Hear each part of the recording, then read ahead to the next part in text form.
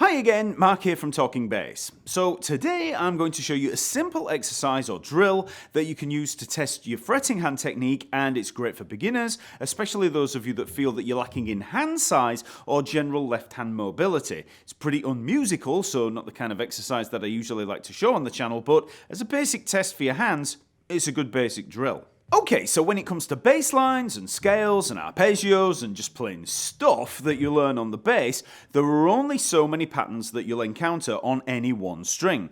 Most of the time, you'll be dealing with one of three fret shapes, for want of a better word. If you can master playing those three patterns with good technique in all areas of the fretboard, it's going to prepare you for learning any other bassline material, and it's just going to make things so much easier. Think of these patterns as building blocks. Once you've got them under your fingers, you'll see them everywhere. And because you've worked on them before, you'll find learning and memorizing lines really easy.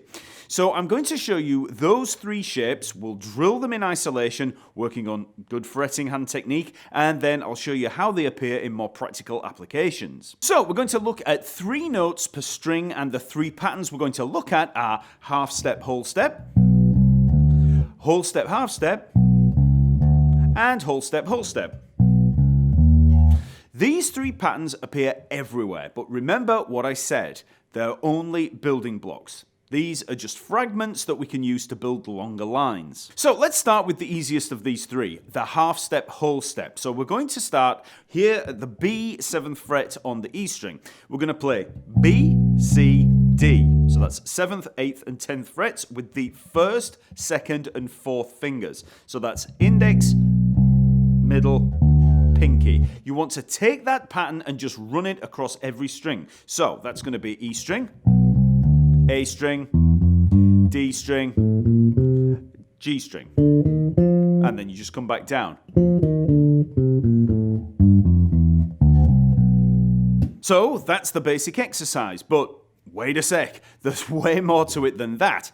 That's a pretty mindless exercise, and it's probably going to seem really simple for even the most beginner of beginners.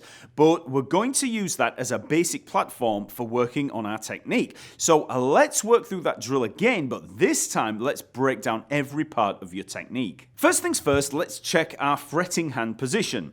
The thumb should be in the back of the neck. You can point it straight across the back or a little more down the neck. Your hand size might have some impact on that. But what's most important is that the thumb is there in the back of the neck. So it's not hooked round over the top like this. We've got it in the back. Now make sure that you're curling the fingers over. You don't want flat fingers, so you don't want flat fingers like this. You want them curled over so that you're pressing down with the fingertips. Next, make sure that the fingers are parallel with the frets. We don't want to be pointing in at an angle like this or like this. Use that middle finger as a guide. So make sure that it's lined up with those frets there. Relax the hand, and when you curl those fingers and just rest them on the E string, they should all be lined up like this. Don't worry about stretching one finger per fret. You don't need a finger, for 7th fret, 8th fret, anything like that. Just have them sat there like that, and, regardless of the frets. Some of you will have a naturally wider spread along that string due to the hand size. That's not important right now. Just rest them there, relaxed in a line. If you curl the fingers like this and just place them down, they should line up. Okay, next let's play that 3-note pattern on the E string. So keep those fingers totally relaxed and then just press down with the 1st finger on the 7th fret. So that's the B. Don't press down hard. It just wants to be hard enough to get a clean note. So you just press it down lightly, and you'll get the note. And when you do this, the other fingers should raise just a slight amount, but not a lot. We don't want a flappy hand like this. Just keep the hand as relaxed as possible and isolate that 1st finger. Just press down lightly until you get a note. Then keep that note held down, and then press down the 2nd finger at the 8th fret, so that's the C. Same thing, press lightly, but firmly enough to get a clean note. Don't pick too hard, none of this.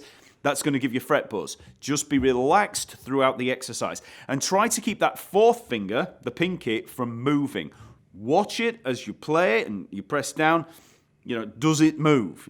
If it does, relax it. Don't focus on, holding it there. Just relax the hand. So, got that first finger, then the second finger, all relax, and now finally press down with the fourth finger at the 10th fret. So we're fretting that D, and when you do this, you should have all three fingers held down in place. Now, if you can't make that stretch, check your technique again. Check that thumb position, try bringing it back slightly. Check your fretting hand angle, are you parallel to the frets?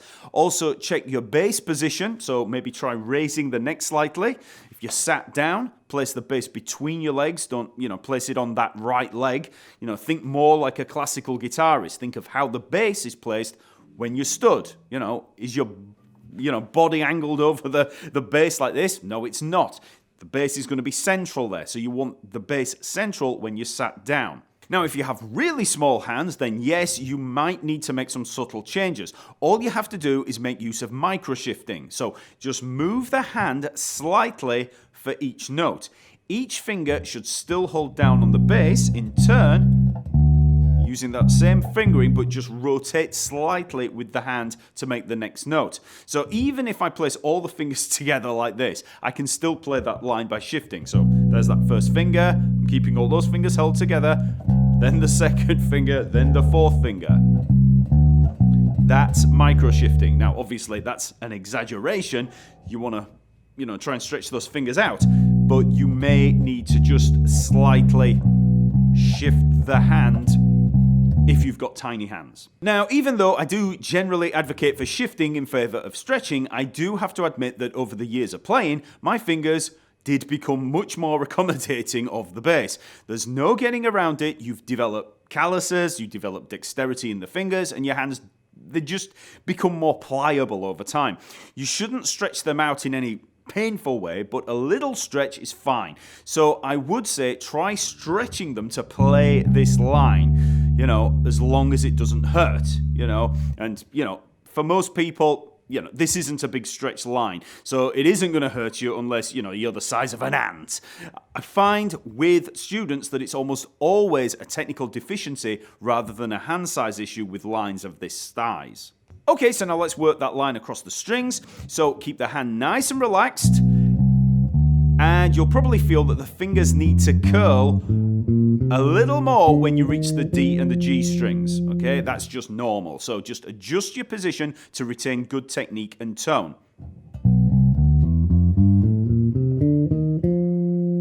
The other thing to pay attention to here is the picking hand. We're going to alternate our picking fingers throughout. It doesn't matter which finger you start with, first or second, just keep alternating, and what you'll find is that the lead finger switches every time you move to a new string. This is because we've got two fingers playing patterns of 3. So if we start on the middle finger, as the lead finger, we're going to have middle, index, middle, but then when we shift onto the A string, we've got index, middle, index, middle, index, middle, index, middle, index. So it just switches each time we shift strings. Also pay attention to your picking hand thumb. Hold it on the pickup for the E string. So then when we shift across to the A string, you want to move that thumb to the E string. Then when we shift across onto the D string, move that thumb across onto the A string and bring it back slightly to mute the D string. And then you can leave the thumb there on the A string when we move to the G string. Okay, so it's okay to hold the thumb on the A string there because with rest stroke, as we bring the finger back into the D string, that's going to mute that D string. The picking hand thumb is the key to muting the strings that you don't play, so pay special attention to it. That can make the difference between sounding good and just sounding plain awful, because if you don't hold down those strings, if you don't mute the unused strings, you're going to get residual noise, which at a very low level you might not hear, but as soon as you're playing loud through an amp, you're going to hear it and it's going to be really annoying. So once you've crossed all the strings, come back down. And this is where the flappy hand problem is likely to rear its ugly head. As you raise the fourth and second fingers, you're likely to find them flapping around in the breeze like this. So you got these fingers coming out here. So how do you stop that? Well, it's easy. You just curl those fingers, keep them curled, and relax. The more curled the fingers are, the less likely it is that it's going to happen. If I straighten out the fingers, I'm going to get that flappy hand. So keep them curled and just keep them relaxed. Again, remember to alternate those fingers in the picking hand. Again, the descent is where the problems are likely to happen. If you descend across strings with a longer finger, the middle finger, you're likely to get finger twisted or naturally rake. Raking's fine and an important technique, but for this exercise, we want strict alternate picking. You should be in control of the picking hand. When playing the exercise, work across the strings in straight eighth notes as slow as you need in order to keep all of this technique in check. And keep the hands as relaxed as possible. Then pause at the top and just come back down. So remember, relaxed hands.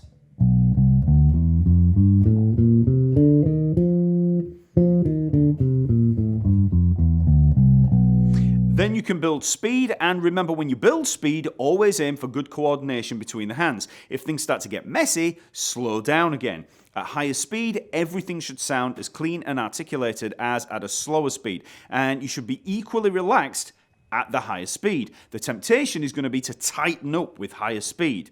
That's not good. It's way more important to be relaxed and light in the hands at a higher tempo. So, like I said, just start out very slow, aiming for good technique and tone, and then just build up speed slowly.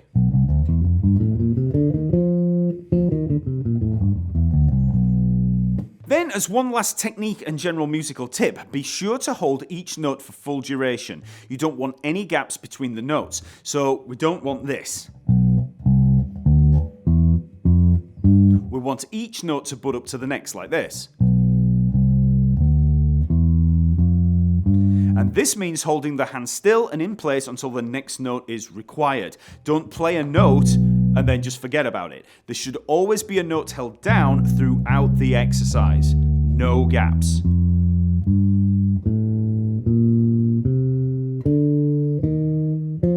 Once you get to the top, you can have a little break there, but as you come down, each note leading into the next. Okay, so that's the basic idea behind the exercise. Now all we have to do is introduce the other two patterns. So for pattern number 2, we have whole step, half step. So that's going to be 7th fret, 9th fret, and 10th frets played with the 1st, 3rd, and 4th fingers, which looks like this.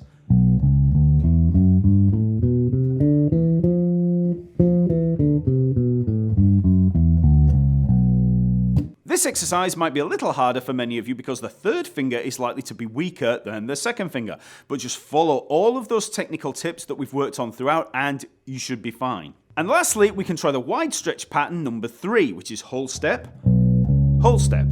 This is going to be B, C sharp, D sharp, 7th, 9th, and 11th frets on that E string. And this might be a little bit more challenging for you because of the wider span. But just relax and microshift when needed. If you can stretch it, fine. If not, just adjust your playing. So maybe just shift slightly, rotate the thumb slightly, just pivot in there, and you'll be fine.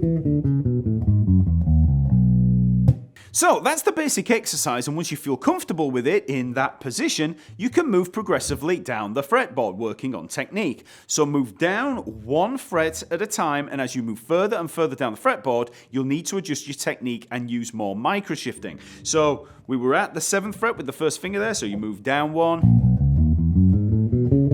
You know, keep moving down. I'm down here at the G 3rd fret, 1st fret.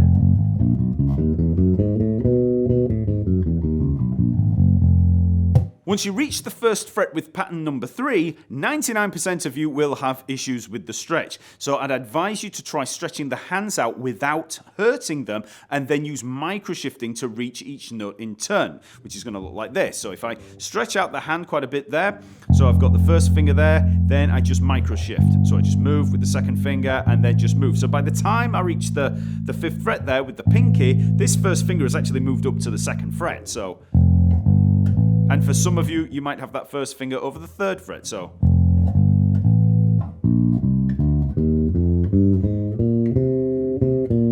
But always remember to keep full note duration, so no gaps. And there, I'm actually making use of thumb pivoting in the back of the neck to accommodate the stretch. So I'm not moving the thumb up and down the neck, I'm just pivoting it slightly, so the thumb's roughly around the 2nd, 3rd fret. Got the first finger there, then I just rotate with that thumb. If you're not comfortable with stretching the hand out at all down there, don't worry about it. You can just use pretty much a 3-fret stretch for the hand, so you just keep the hand there, just nice and relaxed. First finger there on the 1st fret, then I just shift up for the 2nd finger on the 3rd fret, and then just shift up even more. So at all times, I've just got the hand in almost a 3-fret span, which some of you might consider a kind of Simandl method. So I'm just shifting the thumb in the back there. Like I said, even if I keep the fingers together, you know, holding them together like that, I can still play it. You know, it's not ideal, but you know, even keeping the fingers quite close together like that, you can still use the same fingering, 1, 2, and 4. I'm just using shifting. So if you stretch them out as much as you can, and then just use less shifting, that's the ideal way to play this. But remember, when you do that, you do have to think a lot about the actual note duration. So you've got to be more slick with your shifting.